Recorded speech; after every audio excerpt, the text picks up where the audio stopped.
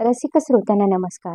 आज आपण ऐकणार आहोत सानिया लिखित प्रतिभा ही एक सुंदर कथा. फोन वाजला. प्रतिभानं सवयीनं फोन उचलून कानाला लावत एमडीचं ऑफिस म्हणून सांगितलं. पलीकडे अनु होती. तिचा आवाज ऐकल्यावर प्रतिभा सुकावून म्हणाली, बोल ताई, कशी आहेस? मी ठीक आहे. तुझं कसं चाललं आहे? नेहमीसारखंच. प्रतिभा हसली. आई दादा ठीक आहे ना सगळं? तेही नेहमीसारखं ताई. काय विशेष फरक पडणार आहे? आणि काही विशेष घडलं तर मीच आधी तुला सांगणार नाही का? अनु हसली. खरं आहे ग. बरं, फोन मुद्दाम केला. आज घरी ये ना. घरी? प्रतिभाने संशयानं विचारलं. सासू नाही वाटतं तुझी. गेली आहे कुठे? म्हणून तर म्हटलं, 4 दिवस लेकीकडे गेले आहेत त्या. तिचा निरोप आला. येशील ना तू? पण ताई, अच्युत, तू येतो कुठे घरी 9:30-10च्या आत? अनु मग मुद्दाम रागावत तिला म्हणाली. आणि गाढवे, सगळ्यांना काय भीतेस अशी? मी बोलावली आहे तुला ना. तूच तर फक्त आता उगीच भाव खाऊ नकोस. जमलं तर लवकर ये. काहीतरी छान खायला करून ठेवते. उशिरा परत जा. अच्युत आल्यावरच जा. हवं तर तो सोडेल.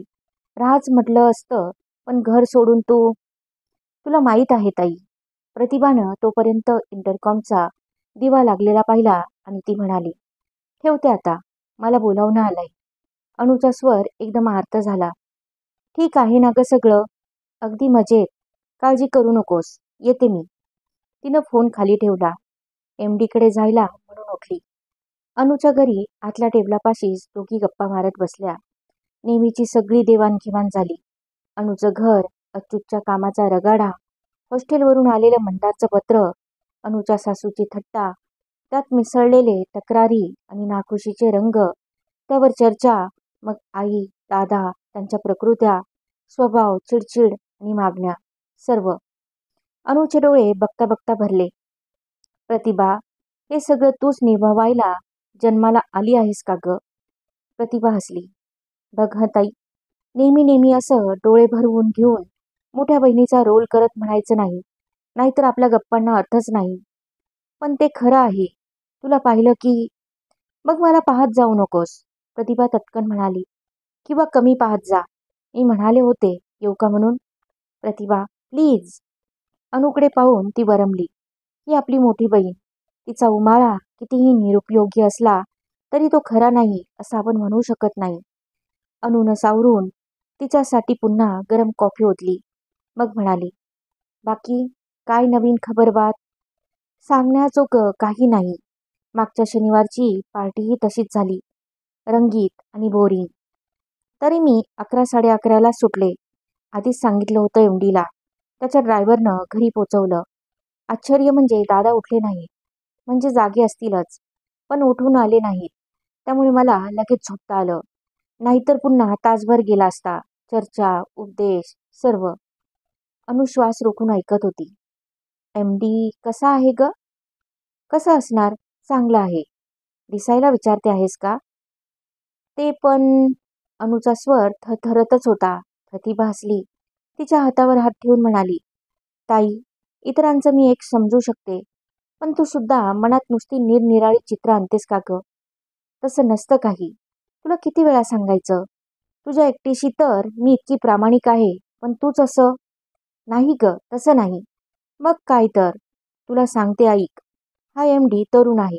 म्हणजे मागच्या आमच्या जीएम सारखा म्हातारा नाही की त्याच्याप्रमाणेच कधीही हार्टफेलची भीती असावी.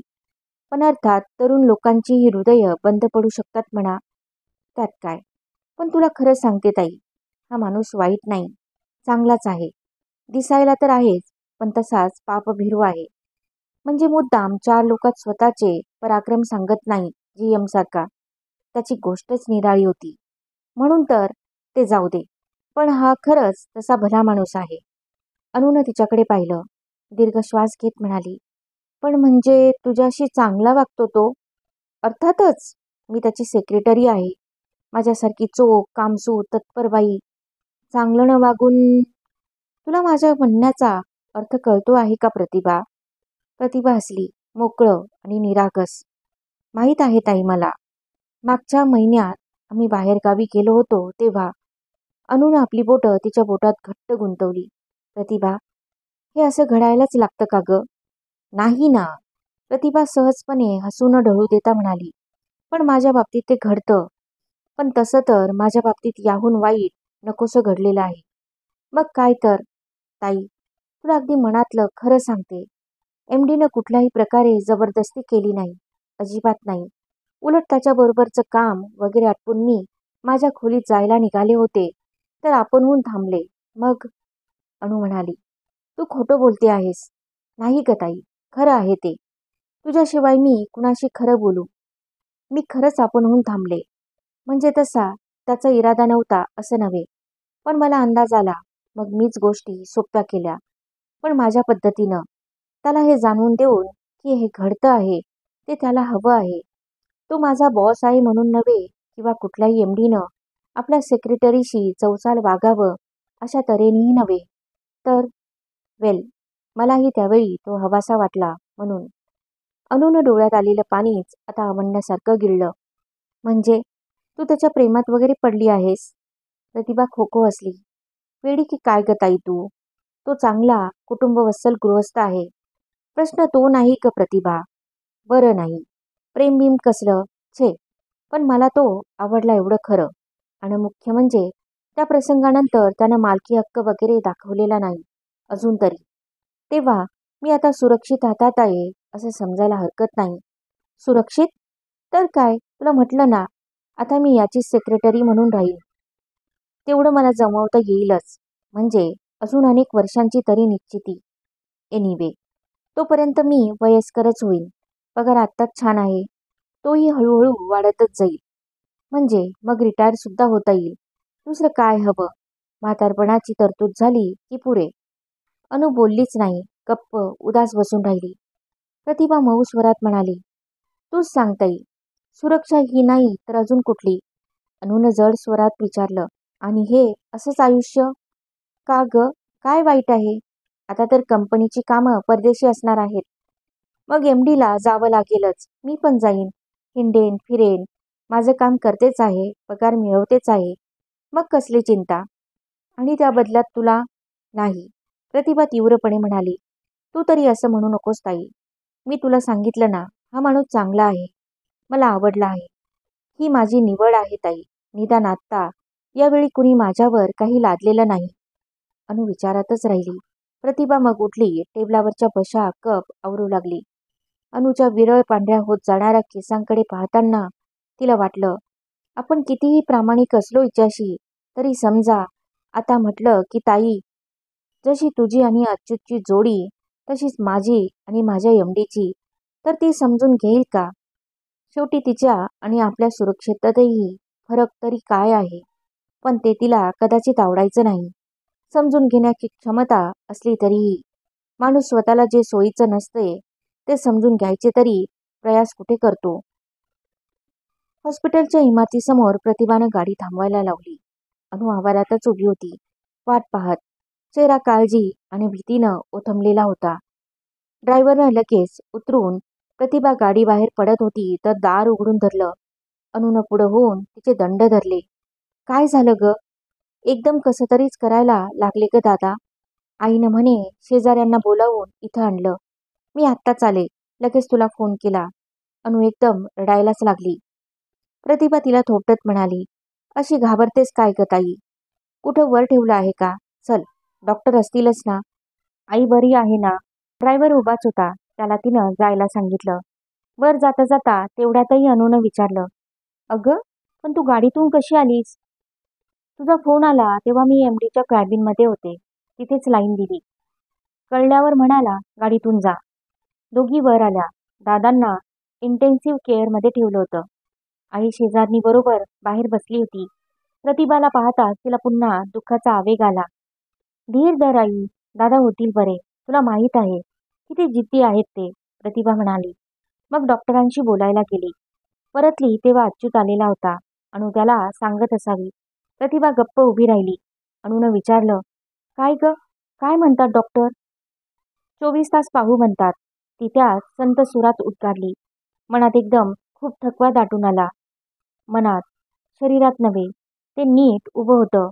उलट हॉस्पिटलच्या त्या वातावरणात आई अनूच्या पार्श्वभूमीवर तिचे नीट बसवलेले केस, चेहऱ्यावरचा न टळलेला नेटका मेकअप, शरीराभोवती लपटलेली उत्तम साडी आणि अंगासरशी सळसळणारा सुगंध तिला कुठंतरी अलगद वेगळा ओढून काढत होता. आल्यापासून अच्युतनं तिला हॅलोही म्हटलेलं नाही हे तिच्या लक्षात आलं. पण त्याचं आता तिला काही वाटलं नाही. उलट हसूच आलं. आणि एकेकाळी हाच माणूस आपल्यावर छाप मारायचा प्रयत्न करीत असे. तिला आठवलं. अनुपाशी त्याचा उल्लेख करता करता राहून गेला. मग ती गोष्ट जुनी झाली आणि इतरांसारखा हा देखील आपली निंदा नालस्ती करू लागला आहे हे लक्षात आल्यावर तर ते कुणाला, विशेषतः अनुलाच सांगण्यातला अर्थही निघून गेला. अनु तिच्यापाशी येऊन म्हणाली, काय ग, काय करायचं मग? कशाचं काय? तिने विचारलं. तसं नव्हे, पण आपल्यापैकी कुणाला थांबायला लागेल ना इथं रात्रभर? प्रतिभा किंचित हसली. कुणाला? आपल्यालाच ना. आईचा प्रश्नच नाही. ती वयस्कर, आपल्या परीनं तीही नादुरुस्तच. आणि अनु तर अच्युतच्या ताब्यातली, जिला नवरा घर हे पाहायला लागतं. ती वडिलांपाशी थांबायला स्वतंत्र कुठं असणार होती? मी थांबते हॉस्पिटलमध्ये, अनु किंचित ओशाळत्या स्वरात म्हणाली. घरी त्या आहेत ना. स्वयंपाकही नाही झालेला. अच्युत घाईत परस्परच आला. आम्ही जाता जाता आईला घरी सोडू. उद्या सकाळी मी लवकर आटोपून येते. अच्युत निघेल तेव्हाच येईल. मग तू घरी जा. प्रतिभा स्तब्धपणे ह म्हणत राहिली. आपण हिला तरी ओळखतो का पुरत्या? मोठी बहीण, त्याहून प्रिय मैत्रीण खरी, पण कदाचित काही प्रसंगात त्या मैत्रीचाही तसा निरुपायच होत असेल. ती आपल्याहून जास्त बांधलेली, गुरफटलेली पारतंत्र्यात. पण सर्वांच्या व्याख्येनुसार आपणच भलत्या संबंधात, प्रसंगात आपल्याला अडकवून घेतलेला आहे. नेहमीच्या बेड्याभोवती नाहीत म्हणून आपण स्वतंत्र का नाही? परतंत्र कशा? सगळ्यांनी आत पलंगावर जखडून पडलेल्या दादांकडे बाहेरच्या काचेतून पाहून घेतलं. आता करण्याजोगं दुसरं काही नव्हतं. फक्त वाट पाहायची. 24 तास. ते कसे कमी कमी होत आहेत ते पाहायचं फक्त. 23, 22, 20, 18 यात उरलेली संध्याकाळ, रात्र सगळी निघून जाईल आणि नवी पहाट येईल. नवी. अनु म्हणाली, तुझं जेवण ग प्रतिभा. मी घेईन काहीतरी खाऊन बाहेरून. बघ हं, स्वतःची हेळसांड करू नकोस आणि काही लागलं तर कळवशील मला. प्रतिभाला एकदम वाटलं तिला आत्ताच थांबवावं. लागलं तर कशाला, आत्ताच गरज आहे ग. थांब. पण काय म्हणायचं वाट पाहण्यापलीकडे? सगळी हळूहळू उतरून निघून गेली. आई तर इतकी गप्प केविलवाणी दिसत होती. पण मनात असूनही प्रतिभाला तिच्याशी काही बोलता आलं नाही. मग आठवण आली, आपण अलीकडे बोलतोच कुठं हिच्याशी. तेही बरोबर नाही. तिनं संभाषण थांबवलं आहे. किती दिवस झाले, महिने, वर्ष की युग. मग ती तिथल्या भिंतीशी ठेवलेल्या बाकावर बसली. वेळ नुसता सरकत राहिला. वाटलं हेही पूर्वी कधीतरी होऊन गेलेलं आहे. अशी दादांची आजारपणं केव्हाचीच. आणि त्याबरोबर आईची भीतीही. अनुची असहाय्यता आणि आपलंच केवळ धैर्य. तोही सवयीचाच भाग. पूर्वी दादांच्या कॉट शेजारी खाली सतरंजी टाकून काढलेल्या हॉस्पिटलमधल्या रात्री. मग घरी गेल्यावर येता जाता त्यांची वाहिलेली काळजी, औषध पाणी, खाणं पिणं, विचारपूस आणि हळूहळू थंड बनत गेलेलं ते आपलं नातं, मुलीचं. काय बोलणार, काय नवं देणार आणि घेणार. दादा तर पहिल्यापासून मितभाषी. त्यांच्या असलंच तर मनात कुठंतरी मुलगी खूप काही करते आहे, पोचते आहे, काळजी घेते आहे ही भावना. पण ती शब्दांतून कधीच आकळली नाही. आणि आई, तिचा तर थंड मूक विरोधच आणि केवळ असहाय्यतेतून स्वीकारायला लागलेल्या परिस्थितीशी मात्र तडजोड. प्रतिभाचे डोळे नकळत मिटू लागले. ती तशीच त्या बाकावर कलंडली. सँडल्स काढले, पर्स उशाशी ठेवली. इकडून तिकडे जाणाऱ्या लोकांची थोडीशी वर्दळ पार्श्वसंगीताप्रमाणे जाणवत होती. तीही पुसट होत गेली. जाग आली तेव्हा क्षणभर काही समजेना.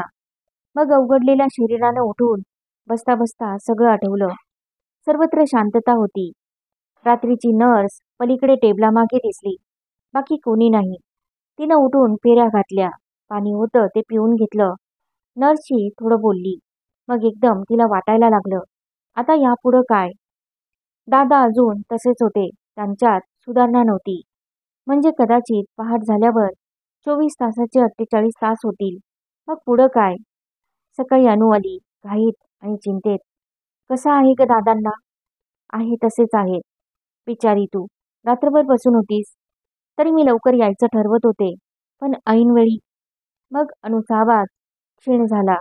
प्रतिभा म्हणाली, "मी जाऊ का ग ताई?" "अगं पण डॉक्टर येतील ना. ते आल्यावर बोलूनच जा ना. आणि परतशील कधी?" तिला वाटलं म्हणावं, "नाहीच येणार मी आता." पण ती नकळत म्हणाली, "ताई, मला तर वाटतं यात काही अर्थ आहे का?" "म्हणजे काय म्हणायचंय तुला?"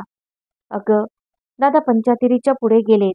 एरवीही तू पाहतेस कसे असतात ते. इतका आटापिटा करून आता ते." "अगं प्रतिभा, काय बोलते आहेस हे?"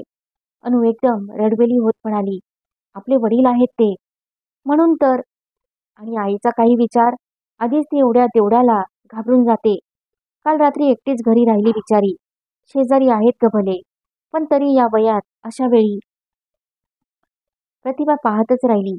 स्वतःचा एकटेपणा, बाकावरची रात्र, तिनं आवरून टाकलेल्या पसारासारखं मनातच गोळा केलं, कोपऱ्यात ढकललं. "तुला बिचारीला इतकं करावं लागतं," अनु खऱ्या कळवळ्यानं म्हणाली. "आता घरी जाऊन जरा विश्रांती घे नि मगच ये." प्रतिभानं फक्त मान डोलावली. लंच अवर संपायला थोडा अवकाश होता. भोवती कुणीच नव्हतं.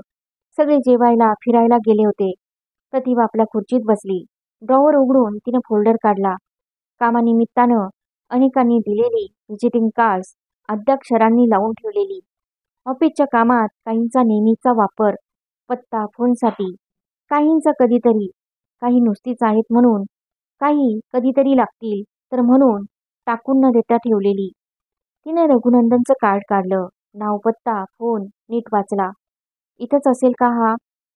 काही नेम नाही. हुशार, हुन्नरी माणूस. एका जागी स्थिर राहत नाही. कदाचित याहून कुठं चांगली ऑफर आली म्हणून, किंवा दुसऱ्या जागी, किंवा दुसऱ्या गावी, किंवा परदेशात सुद्धा. तिला स्वतःच्याच कल्पनेचं हसू आलं. कल्पनाच करायची तर काय वाटेल ती करता येईल. याऐवजी हा इथंच, या कंपनीतच, या ऑफिसमध्येच राहिला असता तर, असंही म्हणता येईल. मग अगदी अणूला अभिप्रेत होती तशी सुरक्षा आपल्या वाट्याला आली असती. असती का पण? ती तर खरी म्हणजे सुरक्षा नव्हतीच. आपल्यालाच भरवसा वाटू नये अशी परिस्थिती नसती आली. तिने रघुनंदनचं कार्ड काढलं, फोल्डर ठेवून दिला. लंचवर आहे तेव्हा माणूस बाहेर जाऊ शकतो हे माहीत असून की म्हणूनच नंबर फिरवला. आपल्याला त्याचा संपर्क हवा आहे की नको आहे? रघुनंदन सहसा बाहेर जेवायला जात नसे. म्हणून ही वेळ, की आता अधिक मोठ्या पदावर, मोठ्या कंपनीत, तो नक्कीच कुठंतरी कुणाबरोबर न टाळता येणाऱ्या जेवणाला गेलाच असणार, अशी अटकळ मनात बांधूनच ही वेळ. पण सगळा संपर्क व्यवस्थित झाला आणि रघुनंदनचा पूर्वपरिचित स्वर कानावर पडला. "हॅलो, मी प्रतिभा," ती म्हणाली. "अरे?" तो पलीकडून मनापासूनच्या वाटणाऱ्या आनंदी स्वरात म्हणाला, "अगं, किती दिवसांनी, वर्षांनी म्हणायला हवं. कशी आहेस तू?" "ठीक आहे सर. तुम्ही?" तो हसून म्हणाला. "पण मी सर नाही आता तुझा. तू तिथेच आहेस का?" "हो सर. दुसरीकडे कुठे जाणार?" "मग आता काय काम काढलंस?" "ऑफिशियल काही काम नाही सर," ती म्हणाली. "हा वैयक्तिक कॉल आहे." "असं? काय काम आहे? काय झालं?" तिला एकदम आतून भरूनच आलं. वाटलं अणूला सांगायला हवं. ऐक हा स्वर. कुणाचा वाटतो, कसा भेटतो? सुरक्षित, मायेचा. वडील, भाऊ, शिक्षक, मित्र, प्रेमातला.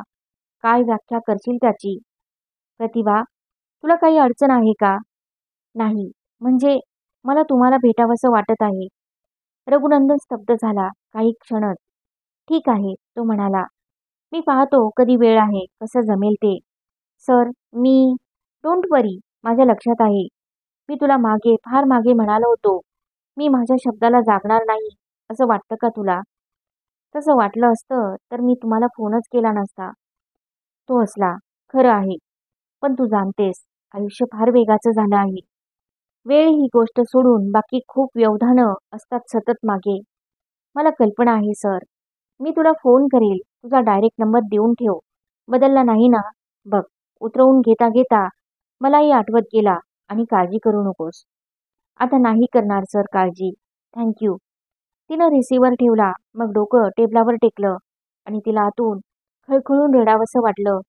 आपल्याला दुःख होत आहे की आनंद?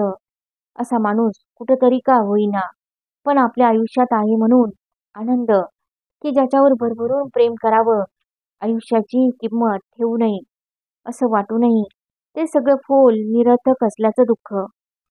आजूबाजूला भराभरा दिवे लागले. बाकीचे लोक लंच अवर आटोपून परतू लागले. बोलणी, हसणी, फोन सुरू झाले आणि तिनं चटकन मान वर उचलली. पर्स उघडून केसांवर ब्रश फिरवला, स्प्रे काढून कानाखाली उधळला आणि मगाशी काढलेला फोल्डर आत टाकून ड्रॉवर बंद केला. बिल्डिंग बाहेरच तिनं अच्युत अनूची गाडी पाहिली होती, म्हणून मग लॅच कीनं दार न उघडता तिनं बेल दाबली. अनू म्हणाली, आता तुझीच आठवण निघाली प्रतिभा. दादा म्हणतच होते की यायची वेळ झाली म्हणून. हॉलमधल्याच दिवाणावर दादांचा मुक्काम असे, पण ते उठून टेकून बसले होते. आई, अनू शेजारी. अच्युत सोप्यावर मासिकात गळून गेलेला की हा बहाणा सोयीस्कर. प्रतिभानं विचार झटकून टाकला. मी हसून म्हणाली, मी येतेच जरा तोंड वगैरे धुवून. मग जाता जाता मुद्दाम आठवणीनं विचारलं, मंदारचं काही पत्र वगैरे आलं का?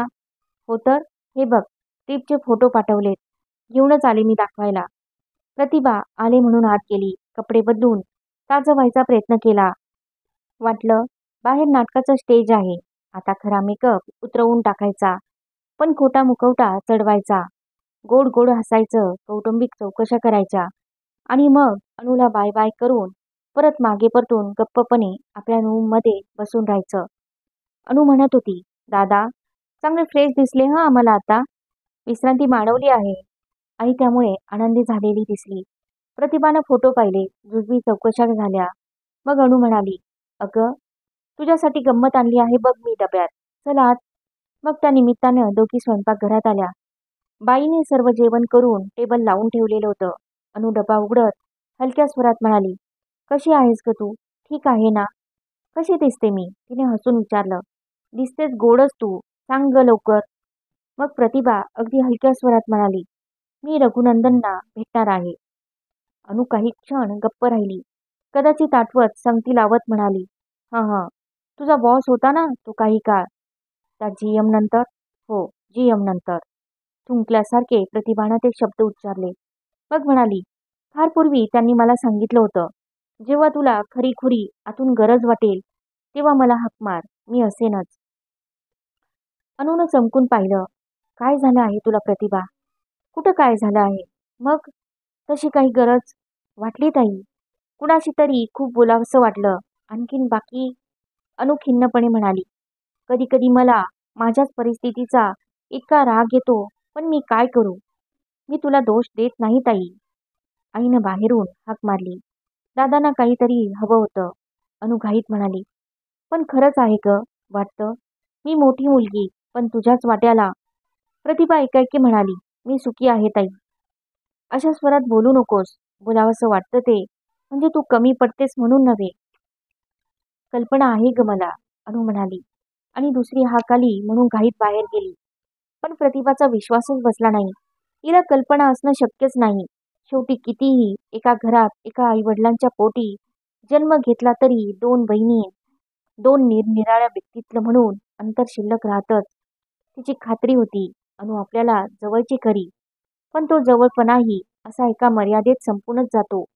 मग त्यापुढं? अनू अच्युत गेल्यावर दादांचं जेवण तिथंच झालं. टीव्ही सुरू होता म्हणून तोच आवाज घरभर भरून राहिला. नंतर आत आईसमोर बसून जेवताना नेहमीप्रमाणे होता तो संवादाचा अभावच.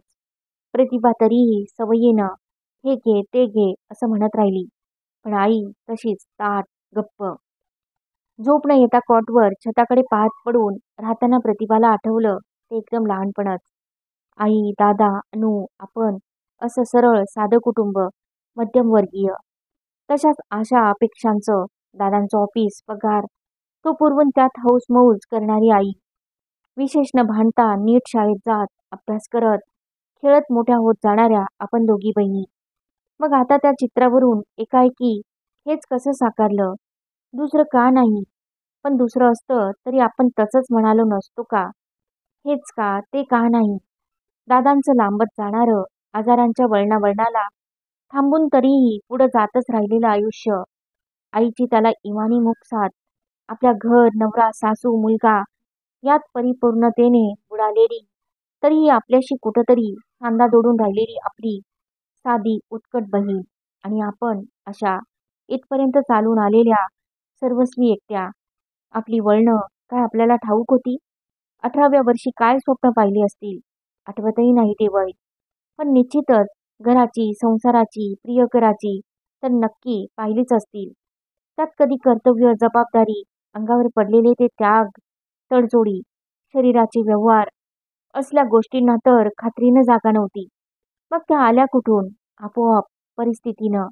मग अशा वेळी त्यांना आपण सर्वस्वी जबाबदार कशा? प्रत्यक्ष आईलाही कसं वाटत राहावं, दादांनी कधी दाखवलं नाही, पण कदाचित त्यांच्याही मनात.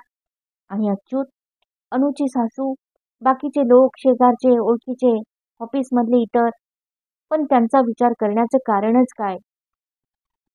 आपण धडे शिकलो ते आपले आपणच, किमती दिल्या त्याही आपणच, आणि हे आत्ताचे मार्ग तयार केली तेही आपणच.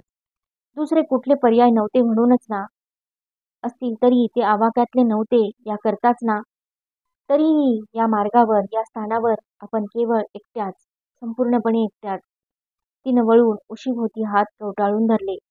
अशा वेळी विसरायचं नाही अनुचा जिव्हाळा, रघुनंदननं दिलेला दिलासा, ऑफिसमधल्या मैत्रिणींशी वाटून दिलेले घेतलेले 4 क्षण, आणि आता काही का होईना पण एमडीनं दाखवलेला अपार समजूतदारपणा. कदाचित वाटेतले ते अवघड क्षण कायमचे पार झाले असतील, पण मग तरीही अपरात्री जेव्हा दचकून जाग येते, तेव्हा वाईट स्वप्न पाठपुरावा करीत गिळायला येतात अशी भीती का वाटत राहते? दर क्षणाक्षणाला आपला स्वतःचा अलगपणा असा वेढून दूर दूर का नेतो सतत? आणि त्या मागोमाग येणारी ती हताशी, त्याला तरी उत्तर काय? बस स्टॉपवर वाट पाहता पाहता प्रतिभानं नजर दूरवर लावली. मग लक्षात आलं की रघुनंदनची गाडी कुठली हे काही विचारलं नाही आपण. त्याची पूर्वीची ती फियाट अजून असणं शक्यच नाही. मग तो तरी पूर्वीचा असेल ना. माणसं दिसायलाही बदलतातच की. मध्ये कुठल्या तरी ठिकाणी हॉटेलमधल्या सेमिनारला त्याला उजरता पाहिला. समोरासमोरही आलो नाही, पण त्यावेळी बदल टिपता आले नाहीत. आणि आपण आपण तर त्याचं राहणं शक्यच नसेल. कशा दिसत असो आता? टापटिपीत तयारी करून आलेली, वाट पाहणारी एक मध्यमवयीन स्त्री. आजूबाजूच्या लोकांच्या नजरेवरून काही अंदाज करता येतो आहे, पण भोवताली पाहायचीही तिला भीतीच वाटू लागली. पूर्वी असं होत नसे, तिला जाणवलं. रग होती अंगात. जीएमनं आपल्याला पार्टीत 4 लोकांसमोर मिरवलं, तरी ते पचवून घ्यायला शिकलो होतो. नजरेला नजर देऊन ताठ राहत होतो. समोरचा नरमाईनं माघार घेत असे त्याची पुरेपूर जाणीव ठेवून नव्हे, तर स्वतःला घोटून शिकवूनच, की त्यावेळी भोवती लढाच होता, आणि त्यात आपण गोवल्यामुळं लढाई करायचीच अशा जिद्दीत ते साधून गेलं सगळं. आता तसा लढा नाही, म्हणजे काय, तडजोड आहे. सगळ्या आयुष्याची शिल्लक की वजाबाकी. तिनं दचकून समोर पाहिलं. रघुनंदनची गाडी होती, नवी, मोठी, चकचकीत गाडी, आणि तो हसून दार उघडून देत होता. ती चटकन आत शिरली. सवयीनं म्हणून गेली, गुड इव्हनिंग सर. संत वेगात पुढे गेल्यावर तो म्हणाला, तू फारशी बदलली नाहीस प्रतिभा. नाही बदलले? तिनं विचारलं. दिसायला तरी नाही. बाकी बदलली अशीलच. कशावरून सर? तो मनापासून हसला. तेवढंही मला ओळखू येणार नाही का ग? केस पांढरे झाले आता माझे पण. मग ती मूकच झाली. उरलेल्या रस्त्यात कुणी काहीच बोललं नाही. तिच्या अंदाजाप्रमाणे त्याने रेस्टॉरंटमध्ये टेबल बुक केलं होतं. त्याच्याबरोबर चालताना तिच्या मनात उसळून आलं. अशा कित्येक वेळा येऊन गेल्या. मोठमोठी हॉटेल्स, पार्ट्या, टेबल, जेवण, खाणं पिणं, नाच, जल्लोष, बेहोशी. मग शिकून अंगी बाणवलेला मुरदाळपणा, निर्जीवता, शरीराचे त्याखाली फुलवलेले उल्हास, की ही सगळी खोटीच रूपं, आवरणं आहेत. होती खरोखरच इतर सगळी. सारं जगच म्हणतं त्याप्रमाणे आपण जागवलेले, हवे आहेत म्हणून फुलवलेले स्वस्त, सोपे सोहळेच होते ते. इथं लावलेली टेबलं सुटी सुटी होती. संगीत मंद, उजेड काहीसा कमी होता. तरीही सगळं आबराखून असल्याप्रमाणे भोवताली सजावट, भिंती, चित्र, झुंबरं, छत, आणि फुलं इकडून तिकडून करणारे कर्मचारी देखील. रघुनंदननंच ज्याची ओळख करून दिली आयुष्यात, तो आब, डौल, मान्यता. समोरच्या सुंदर ग्लासमधला रस तिच्या घशाखालून उतरेनासा झाला. सर, तुम्ही माझ्यासाठी वेळ काढून आलात, पण मी नुसतीच तुला हवी तशी सुरुवात करतो. काही टेन्शन्स आहेत का? तो सहजतेने म्हणाला. पुन्हा काही अडचणी तर नाही ना? नाही, म्हणजे त्यासाठी नाही. कुणाकडे असतेस तू आता? MD. तिने नाव सांगितलं, मग म्हणाली, खूप चांगले आहेत, सांभाळून घेतात. मग तुला काही बदल हवासा वाटतो आहे का? दुसरीकडे कुठे? नाही सर. ती आता काहीशी मोकळी होऊ लागली. ते तर फार पूर्वीच माझ्या लक्षात आलं आहे. बदल बाहेर कुठे नसतो, तो आपल्या आतच असतो. आपण फक्त स्वतःलाच बदलवू शकतो किंवा नाही शकत. बाकी लोक, परिस्थिती, कुठलाच बदल तसा आपल्याशी भिडत नाही. रघुनंदन हसला. सर, गेले काही दिवस, महिने तुमची फार आठवण यायला लागली. तशी ती एरवी येत नाही असं नव्हे. मनात तर जागतच असते सतत. पण गेले काही दिवस असह्यच होऊ लागलं. वाटलं वेळ लागेल आता. तुम्हाला एकदा तरी भेटायला हवं, बोलायला हवं. रघुनंदन तिच्याकडे न पाहता म्हणाला, इतकी एकटी का आहेस प्रतिभा तू? तिला वाटलं त्याच्या हातावर डोकं ठेवून आता तरी रडून घ्यावं. पण तसं काही न करता ती म्हणाली, पण दुसरं कोणी असतच नाही ना भोवती. तो त्यावर काहीच बोलला नाही. ती म्हणाली, अलीकडे मला फार भीती वाटायला लागली आहे. सगळीच भीती. कदाचित आता आयुष्य स्थिर झालं आहे. कसली दुसरी काही आशाच उरली नाही. दुसऱ्या कुठल्याच पर्यायाची काही शक्यताच नाही. म्हणूनही असेल, किंवा हे आता माझं वय, माझे म्हातारे आई वडील, काहीही असेल, पण भीती खूप वाटते. तुझ्या बहिणीला भेटतेस? बोलतेस तिच्याशी? कधी कधीच. तुझे वडील आजारी होते मध्ये खूप. हॉस्पिटलमध्ये ठेवलं होतं. आता घरी आहेत. आई पण. तिच्याही आता वयामानानुसार तक्रारी असतातच. पण सर, तिनं आपली बोटं थंडगार ग्लासभोवती अलगद आवळली. माझा त्यांच्याशी काही संवादच नाही उरलेला. होतं ग असं. पण आम्ही एकाच घरात राहतो, दिवस रात्र. मी झोपते, उठते त्याच घरात. पण तिघा अनोळखी लोकांसारखे आम्ही आहोत. माझे वडील, दादा, पूर्वी जरा जरा बोलायचे. निदान मला उशीर झाला यायला की काळजी करून जागायचे. मी आल्यावर निदान रागा नाराजीत माझ्याशी बोलायचे. त्यावेळी मला राग येत असे. वाटायचं, यांच्यासाठी मी माझं आयुष्य असं केलंय आणि हे इतकं बोलतात का म्हणून. प्रतिभाच्या डोळ्यांतून नकळत पाणी व्हायला लागलं. आणि आता ते माझ्याशी बोलतच नाहीत. मला मग जास्तच राग येतो. पण त्याचं काय करावं कळत नाही. एकीकडे पटतं की ते माझे आईवडीलच आहेत, जन्मदाते आहे. त्यांनी मला चांगलं लहानपण दिलं आहे. पण सर, मी तुम्हाला आता सांगते खरं, हे मी अणूलाही नाही सांगू शकले. ते खूप आजारी हॉस्पिटलमध्ये होते तेव्हा वाटलं यांच्या आयुष्याचा आता काहीच उपयोग नाही. रघुनंदननं तिच्या हातावर आपला हात ठेवला. तिची बोटं हलकेच उचलून घेत तो म्हणाला, हे अगदी साहजिक नैसर्गिक आहे प्रतिभा.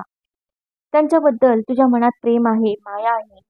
पण आयुष्याचा अंतकाळ आला की त्यांनी त्रास न होता, स्वतः कुणाला त्रास न बनता शांतपणे डोळे मिटावेत असं वाटण्यात काही भयंकर नाही. नाही नाही, पण माझं सगळं आयुष्यच भयंकर आहे सर. माझं वाटणं, माझं जगणं. नाही ग, असं का समजतेस? नाही कसं सर? आता मी जेव्हा वळून पाहते तेव्हा वाटतं, खरंच जे घडत गेलं ते तसंच घडायला हवं होतं का?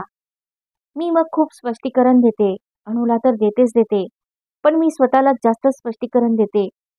पण त्यामुळे समाधान होत नाही. त्यावेळी कसं झालं, का होत असे हे समजत नाही. स्वतःचा धिक्कार करावासा वाटतो. रघुनंदन शांत होता. त्याने कुणाला ऑर्डर घ्यायलाही जवळपास कुणाला फिरकू दिलं नाही. तिला वाटलं, यासाठी ना आपण ही पावलं उचलली.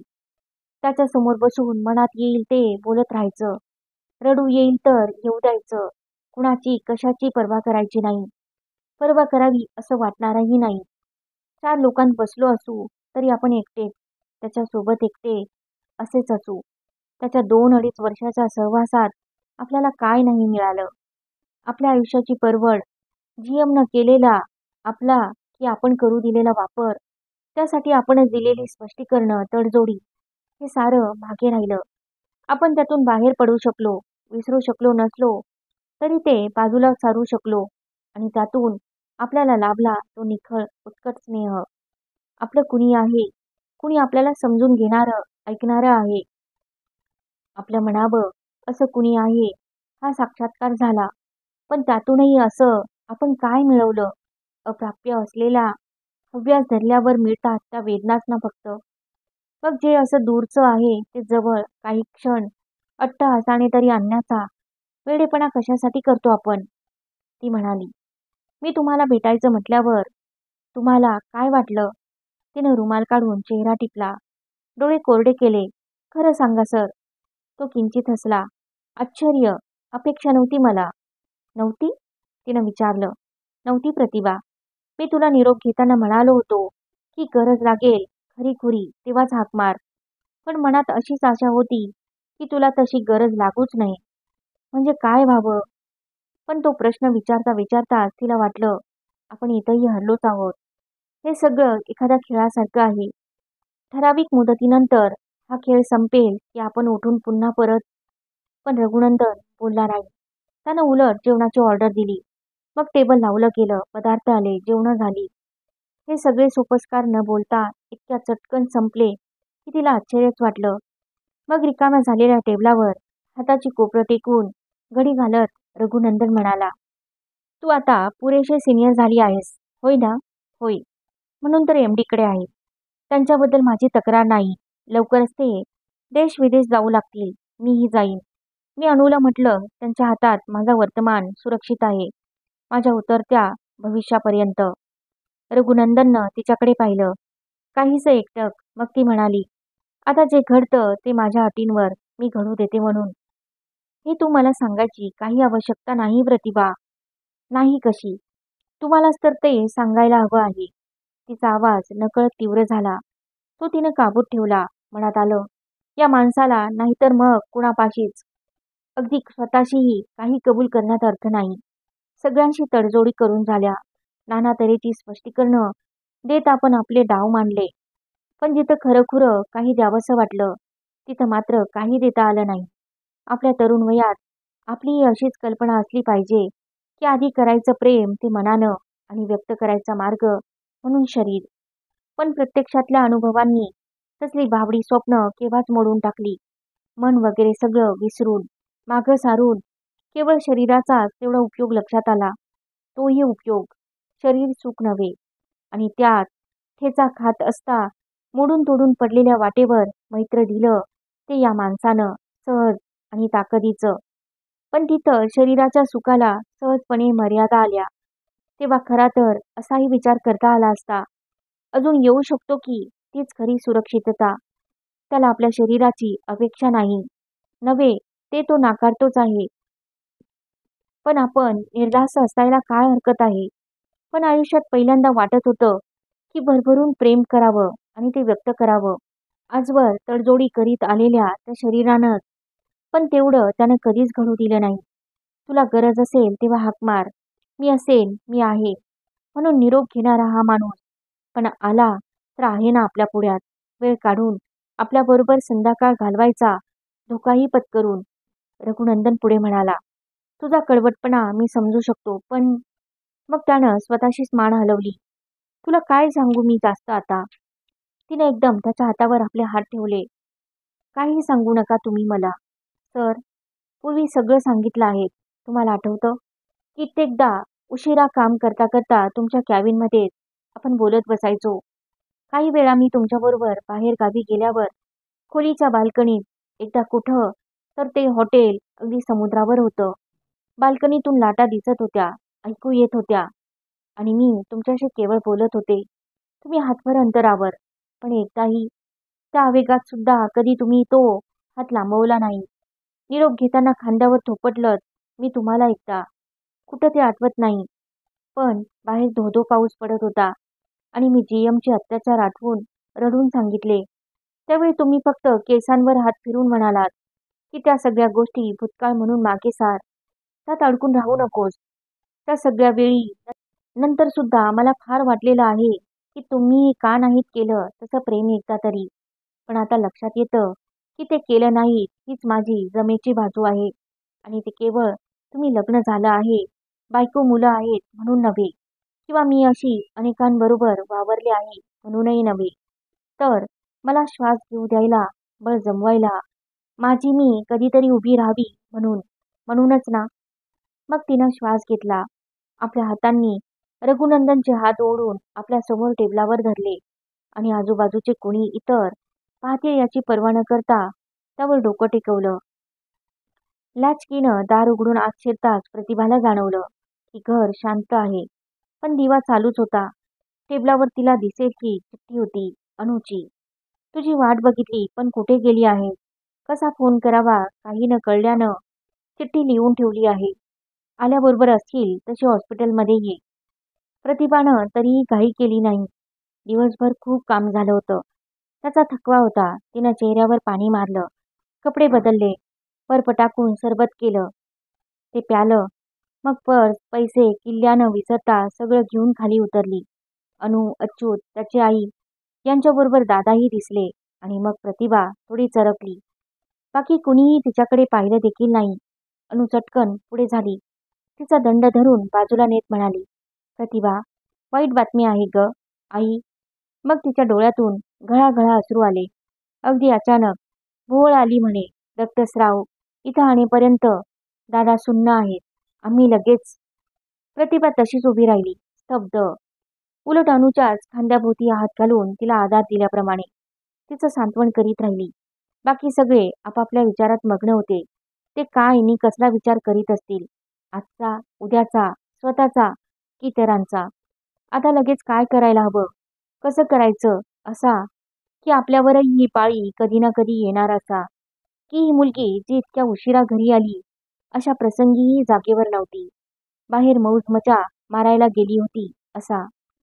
तिनं अगदी अलिप्त कुतूहलात सगळीकडे नजर फिरवली. मनात एकीकडे आपण काय काय करायचं त्या कामा कर्तव्याची तर जाणीव होती, दुसरीकडे या सगळ्या गोतावळ्यापासून आपण किती दूर आहोत याचीही. आपलीच जन्मदात्री आई, आपलेच वडील, ही आपलीच बहीण, मैत्रीणच अशी, आणि तरीही ही सगळी निरुपयोगी कर्तव्यच न संपणारी, एकातून एक निघत राहणारी आणि त्या पलीकडे आपल्याच आयुष्यातून उलगडून बाहेर पडत जाणारा गुंता, आणि त्या गुंत्याच्या शेवटी उत्तरासारखं एक अस्तित्व. भेट नाही, संवाद नाही, संपर्काची शक्यता नाही, पण केवळ असण्याची आश्वासकता. तिला अनेक दिवसांनी समर्थ वाटलं. भविष्य वर्तमान होत जाण्याला आता हरकत नाही असं. स्वतःच मिळवलेलं कमावलेलं सामर्थ्य जाणून ती सज्ज झाली आणि अणूला म्हणाली, ताई, अगं मी आहे ना.